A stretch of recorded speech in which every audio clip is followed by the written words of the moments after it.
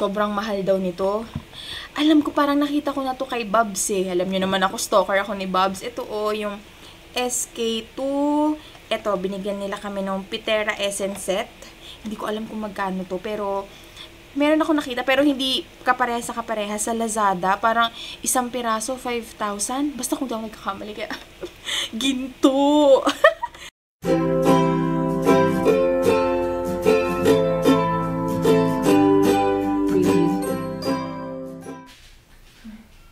Hello, mga Airstuffs! Good morning! Today is September 20, 2015, and it's a Sunday.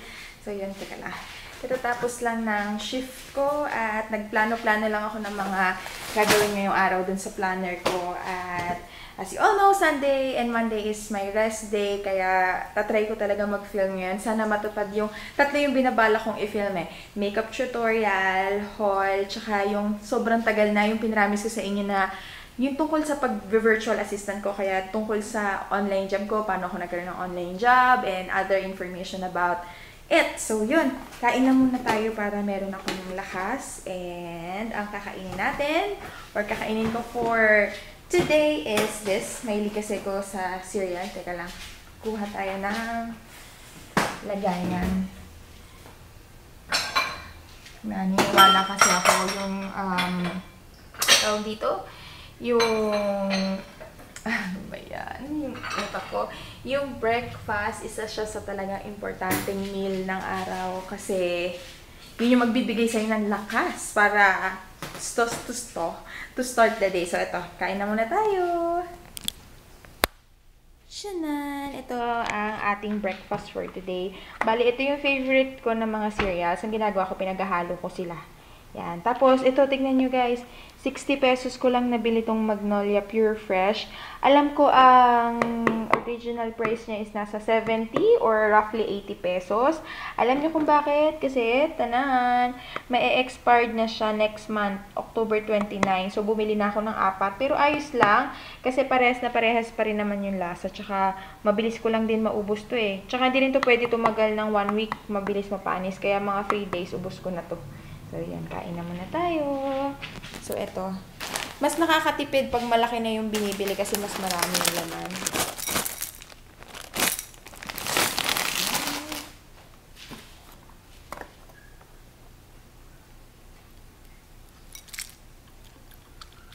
Oops. Hello! Hello mga kapatid, mga Aries Loves. Technically today is September 21st, 2015. So, yung kaninang vlog ko, kahapon talaga yon kasi, pero hindi pa ako natutulog. Alam niyo na, nasanay ako sa ganitong oras. Ang time now is 1:30 ng madaling araw, and katatapos ko lang maligo. Katatapos ko lang din mag-workout. Yes! Teka lang ha. Ayan, malinaw na ba? Malinaw na. Ayun, katatapos ko lang mag-workout. I'm so happy. Ito yung pinag-workoutan ko. Ginamit ko na tong gym ball ba tawag dito? Gym ball. Galing to sa Divisoria. Tapos, ayun yung rubber mat. Lahat yan galing din sa Divi. So, I'm so happy kasi nakapag-workout ako ng 30 minutes. Pero, hindi ko na na-videohan kanina. Pasensya na kayo kasi, yun na naman yung pasensya. Hindi ko na na-videohan kanina kasi low bat tong Digicam. Hindi ko na siya na-charge. Excited na ako mag-exercise. Kaya, ayun. Pero, wala akong finalo na, this time wala akong finalo na workout routine ang ginawa ko. Nagsayaw-sayaw lang ako. Jogging lang ako. Jumping jack. Yung mga parang basic lang na ginagawa pag nag-exercise. Ayun, ang sarap sa pakiramdam. Pawis na pawis ako. Tapos, ginawa ko na lang, nagpatugtog ako ng mga remix ng mga uso na kanta para ganahan ako. Kasi ganun, hindi ako mahilig sa mga, anong tawag nila doon? Yung intense workout. Wala, naboboring ako doon. Gusto ko lang yung parang masaya lang, sayaw-sayaw lang. So, yun. At ngayon, mag-skincare routine na ako. Sinimulan ko na kagabi yung skincare routine ko. Kaya, tuloy-tuloy na natin to kasi wala paputol-putol, wala rin nangyayari, hindi rin umi-epekto yung mga pinaglalagay ko sa mukha ko. Kaya ayun, sarap maligo pagkatapos mag-workout. Pero nagpatuyo muna ako ng pawis, of course. So ayan, itsura ng kwarto, medyo magulo, pero medyo magulo lang naman. Ano daw? Tapos ito, nakuha ko na yung mga comforter namin. Ah! Shucks. Hello. Buti hindi nabasag. Buti hindi nabasag. Naku, delikado to. Buti hindi nabasag. Ito pa naman yung ginagamit ko pag mga outfit of the day. Ayan. Buti na lang hindi nabasag. Ayun. Kasi, ka-artihan eh. Nakuha ko na to, yung pinalaundry namin. Mga comforter. Ano na lang nalalaglag. Comforter yan. Pinalaundry na namin kasi nasukahan ni Sky. Kaya kailangan heavy duty na washing machine. Ayun. Tsaka nakakapagod labhan yan eh. Tapos, kailan ba kami nagpunta ng ano? Basta nag-grocery kami nung kailan eh. Nung Friday ata. Friday ba? Friday o nung Sabado. Bumili ako nito. Alam niyo ba to? Natikman niyo na to? Yan o. Ano to? Ito yung Sapi o Sape beauty drink. Hindi ko alam kung saan siya gawa. Korean ba to? Hindi ko alam eh. Basta yan. Ano to, 35 ang isa. Nabili ko siya sa Mercury Drug. So, ito yung mga itatry ko. Wow, social. L-glutathione, 100 mg. Hindi ko alam kung anong lasa nito. Pero parang kulay tubig lang siya.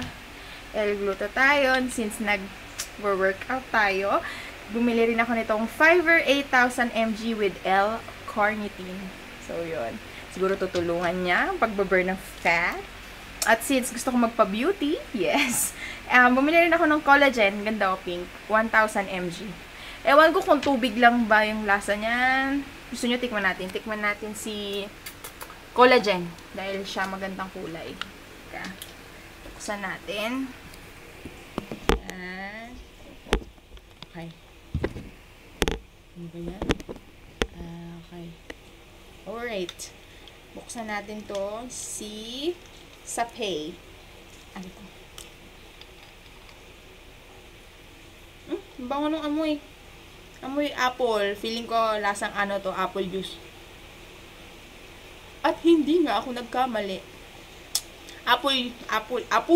Lasang apple. Sabi dito, ay, may nakalagay naman pala. Apple flavored drink with collagen. Etong isa naman, yung glutathione. Puro apple. Ayos lang, mahilig ako sa apple. Ito citrus. Yung L-carnitine, citrus siya. Masarap. Alam ko, ang collagen, ano ba nangyayari? Alam ko yung collagen, nagpapa-improve siya ng elasticity ng balat, di ba? Tama ba ako?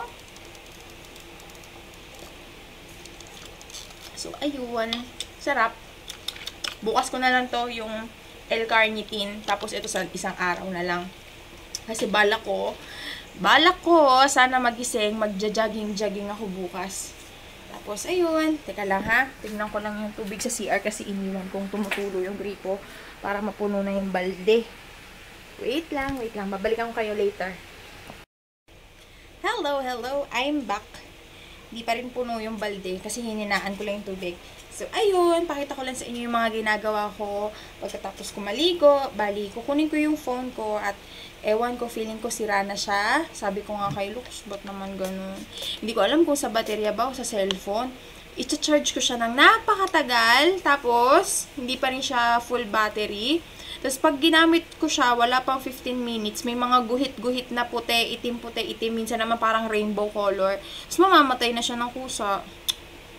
Ewan ko ba, overuse. Kasi ito ginagamit ko pag Instagram. Tapos dito rin si Sky nanonood ng mga nursery rhyme. Ewan ko ba. Yan, ito ginagawa ko tuwing gabi or tuwing madaling araw. Kumukuha ako ng tissue, tapos nilalagyan kong, ini-sprayan ko ng alcohol. Tapos pinupunas ko lang sa... Pero ewan ko, hindi naman ata ito nakakasira. Hindi naman siguro dahil dito. Kasi sabi dun sa napanood ko, isa to sa mga pinakamaruming gamit na meron ng mga tao. Ito pa naman yung nilalagay dito. Ito yung laging hawak. Alam niyo yun. Kaya, ewan ko ba. Gusto ko ipa-check up yan bukas. Sa ospital. Sa ospital ng mga cellphone. Kasi, wala. Isa lang cellphone ko. Wala naman akong extra. Tsaka, ito ginagamit ko sa pag-i-Instagram. Alam niyo na, mahalaga yung Instagram. sa pang-araw-araw na buhay. At, ayun, sana wag naman siyang masira. Kasi wala akong pambili. Hindi siya priority ko yung cellphone. Kaya wala akong extra para sa cellphone. Kaya sana maayos. At let's do the skincare routine. Gusto ko gamitin yung SK, yung natanggap ko sa Beauty Bound Asia. Asan na ba siya? Eto. Alam nyo ba, hindi na ako nakagawa ano kasi ko, parang nasali ako doon sa contest, pero tulad nung sinabi ko sa inyo, hindi ko talaga balak sumali, tsaka I want to, gusto ko, to pa rin yung sinabi ko na isusupport ko si Sis Chris Lumagi, kaya hindi na ako sumali, kasi yun lang, ayos na yun, hayaan nyo na, pero syempre, deep inside, may panghihinayang kasi, I think, lahat halos nung gumawa ng mga unboxing video tsaka yung parang seasonal skincare tips pumasok tapos babalik sila uli sa Sabado tapos magkikita-kita sila uli. So yun, inisip mo sana gumawa na lang ako pero ayaan yun na, wala na, tapos na, hindi na ako nakagawa. Ano na ako, bali natapos na yung deadline kaya wala, hindi na rin ako makakagawa pero ayos lang yun. Congratulations sa lahat ng mga national finalist ng Beauty Bound Asia dito sa atin sa Pilipinas. Sayang di ko kayo makikita sa Sabado, pero good luck sa inyong lahat, lalong-lalo na kay Sis Chris, kay Sis Crisel, tsaka kay Sis Nina. So, hello kung nanonood kayo. So, yun na. Gamitin na lang natin to. At balita ko, sobrang mahal daw nito. Alam ko, parang nakita ko na to kay Babs eh. Alam nyo naman ako, stalker ako ni Babs. Ito yung SK2. Ito, binigyan nila kami ng Pitera Essence Set. Hindi ko alam kung magkano to, pero meron ako nakita, pero hindi kapareha sa Lazada. Parang isang piraso, 5,000. Basta kung di ako nagkakamali, kaya ginto. Tignan natin kung ano bang pinagkaiba niya sa ibang products. Saglit lang ha. Ayusin natin. Dapat nakaganyan para maganda ang pagkuha natin. Wait lang. Saan na ba kasi si tripod? Ayun, kaya excited ako gamitin. Alam nyo na, yayamanin tong binigay nila sa amin. Kaya, let's do this. Oops. Kita niyo ba ako? Yan.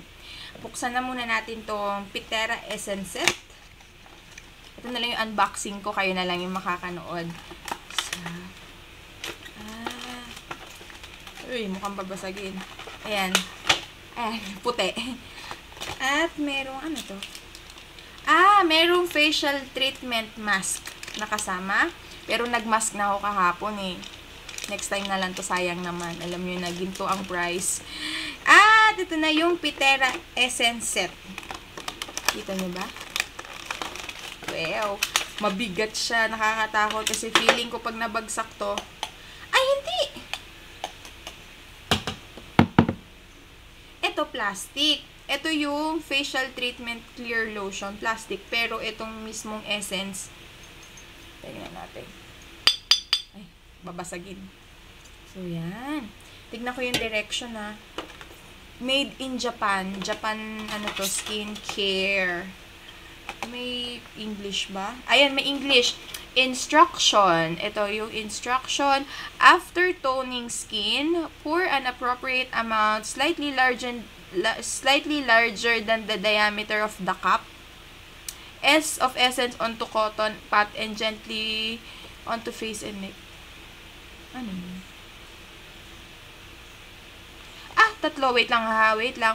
After cleansing skin, pour an appropriate amount, approximately, wow, meron pa ditong mga yun, parang yung eksaktong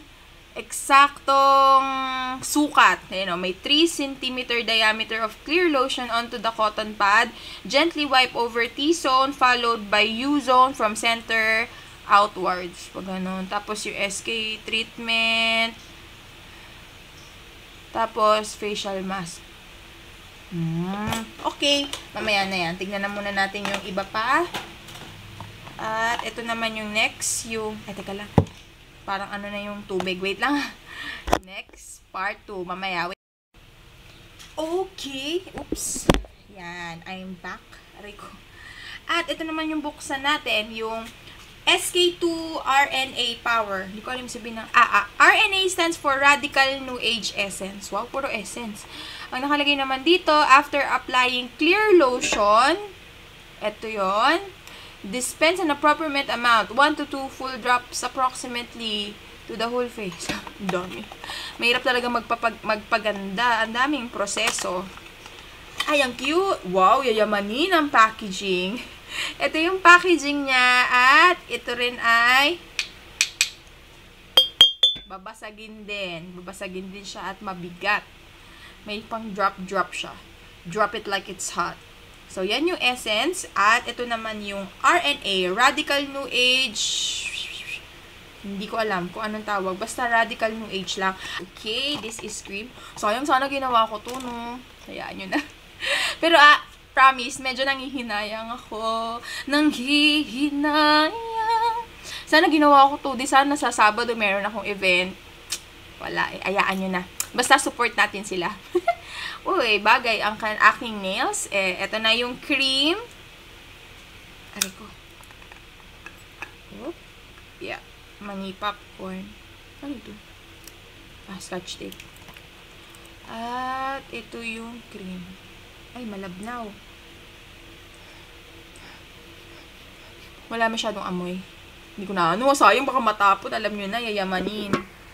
Ayan, ang itsura ng cream. Okay, so ilagay na natin sila sa aking fest. I'm so excited. Pag nilagay ko ba ito agad, gaganda ba agad ako? Okay, kuha tayo ng cotton. Cotton! At, bukas na to alam ko eh. Ba't parang hindi pa bukas? Ayun, sabi ko na bukas eh. Ang una sa lahat ay... kala naguguluhan ako. Ang dami kasi sa instruction. Wait lang ha. Yung Pitera Treatment Clear Lotion muna. Ito walang amoy. Tapos, simula center, palabas, pataas. Wala siyang amoy. Parang tubig. Ayan na, nakikita ko na gumaganda ako. Charot. Ayan, pataas.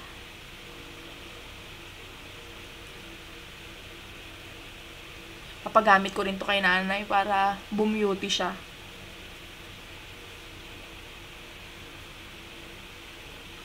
Tingin ko nga sa lamin.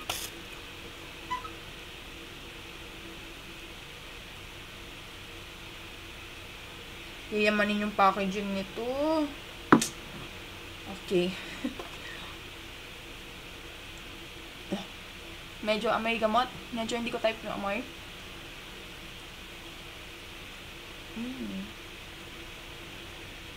Dark blackhead. Ay, speaking of blackheads, hindi ko pa pala nagagawa ng review tsaka demo yung sinend sa akin ni Pretty Angel Shop. Wait lang, kunin ko. Aray ko, may sinend uli sa akin si Miss Sherry Yu. Ito hindi ko pa pala nagagawan. Anak ko, nung kailan pa to. Hi, Miss Sherry Yu, if you're watching, natanggap ko na po. Pasensya na po kayo. Hindi ko pa po kayo nasasabihan. Pero, ito yung... Ano ba to? Yung para sa blackheads. Salamat po kung nanonood kayo, Miss Sherry. Natanggap ko na. Gawan ko na lang po siguro bukas. Kasi ang dami ko na nakikita. Ito mga Ears Loves, tignan nyo. Binigyan ako ni Miss Sherry Yu ng parang blackhead remover from this is from wala nakalagay lang white. Pero may mga nakita na akong review. Alam ko galing ata to sa Thailand. So ito yung itsura niya. So yan. Tignan natin yung loob. Medyo may amoy. Yung amoy niya parang glue. Basta. Yun, gawan ko na lang to ng review. Tsaka meron din mga papel. Kita niyo ba? Ay, ito bang paper? Ay, basta. Sige, try natin to bukas pag nagkaroon ako ng time para makita natin kung effective ba siya. Kasi dami ko nang kailangang anihin. So, yun, back to the ano na tayo. Tapos na tayo sa yung essence. Doon na tayo ngayon kay ito na yung susunod. Yung may dropper. Parang lang, vitamins lang ni Sky. So, yan. Okay. Na yung amoy nun? Okay. Buksan na. Ay, Seal. Teka lang nga, tawag ako ni nanay. Wait lang. I'm back. Siguro, eto na lang yung last clip nitong episode ng vlog ko. Kasi, nagpapahilot si nanay. Nagpapalagay nung parang omega, alam niyo ba yun? Yung parang mabaho. Ayoko nun, hindi ko type yung mga ganong amoy, yung mga amoy ng white flower. Ayoko ng ganong amoy. Pero si nanay, bangong-bango dun. Nagpapalagay siya sa likod. Kaya sabi ko sa kanya, wait lang, ayusin ko lang yung pinaglalagay ko sa mukha. Kasi, pag naglagay na ako nun sa likod niya, ang baho nun dito sa kamay, ayoko siya umamoy sa mukha. Teka lang, hindi ko mabuksan. Ayaw ata magpagamit. Meron kasi siyang parang seal. Yan o. Masahihin ko si nanay later. Kaya medyo bibilisan ko na. Kasi baka akala niya ayoko siya masahihin. Matampuhin din yan eh. Okay. Shake muna natin. Tapos, amuyin. Eto, mabango. Mabango yung kanyang amoy. Kaya lang, di ko alam kung ilang drops. Ayan na namin. Ilang drops daw? 1 to 2 full drops. Wow, parang dami naman. Ito yung drops niya. Ang dami naman. Konti na lang kasi baka maubos. Ang cute to. Ang galing. Ayoko ng 1 to 2 full drops. Konti lang. Galing. Ngayon lang ako nakatry ng skincare na may dropper. Saan natin lalagay dito? Ayan. Lagyan natin sa mukha. Itong bango. Amoy malinis.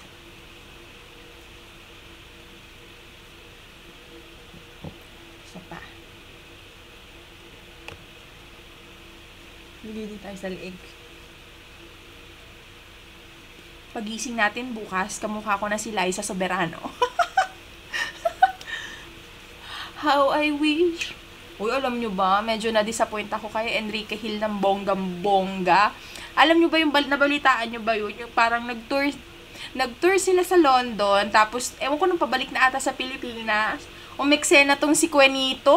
Si Quen, parang bet niya ata si Jessie Menjola. Tapos nakainom siya. Tapos, ang siste, parang kinukulit-kulit niya si Jessie Menjola. Tapos ang dami nagsasabi, manyakis daw siya. Kasi, parang ang sinasabi ng mga witness, hinihipo-hipuan na si Jessie Menjola sa braso. Tapos parang nababastos na yung si Jessie Menjola, si Ate Jessie. Yes! Tapos, ayun. Yun nga, yun daw. Tapos, akala ko nung una hindi totoo. Kasi sabi nila, walang video, walang ganyan. Si Kuya Enrique Hill, nag-ano siya, tawag dito? Nag-sorry. Di alam nyo na, totoo yun. Na medyo na-turn off ako. Tapos, may parang nagsabi pa na sinigawan niya si Liza. Kaya parang, wow, ba't mo naman sinigawan si bebe girl? Kakainis. Ewan ko, basta. Ayoko muna sa kanya. Kahit nag-public apology na siya. Yes. Kasi naman, may hidden ano pala si Enrique. Alam nyo na, hidden desire kay Jessie Menjola.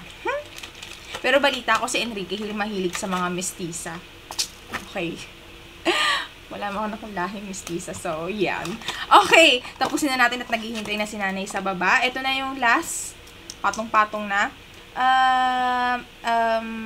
Ito na yung cream. So, yan. Merong spatula. Uy, thank you nga pala dun sa mga nag-comment dun sa Koji na cream. Kasi hindi ko alam kung para saan yung parang, ganito. Tapos sabi ko, ano ba to? Ganyan pala. Para hygienic.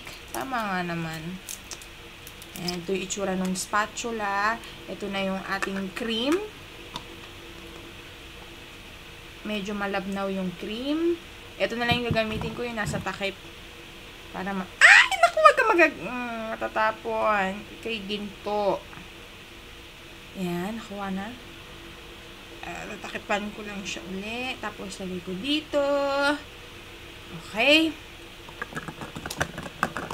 Oops.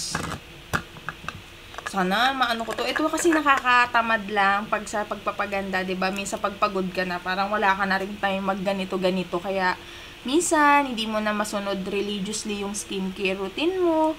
Pero since nandito lang naman ako sa bahay, dapat no excuses na ako.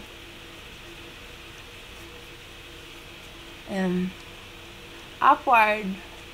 Sabi sa akin nung nagfi-facial dati, Pag nag-a-apply daw ng mga cream, dapat upward. Para hindi nagsasag yung balat. Kita nyo na ba yung diferensya? Unang gamit lang.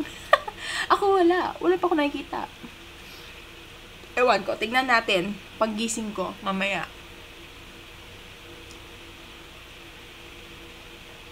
Ayan. Ayan. Ayos na yan. Okay, yun lang. Tapos maglo-lotion lang ako. Iniba ko yung lotion ko ngayon. Ito yung ginagamit kong lotion. Yan, kita nyo ba? Glutamax. Kasi nag-sale siya eh.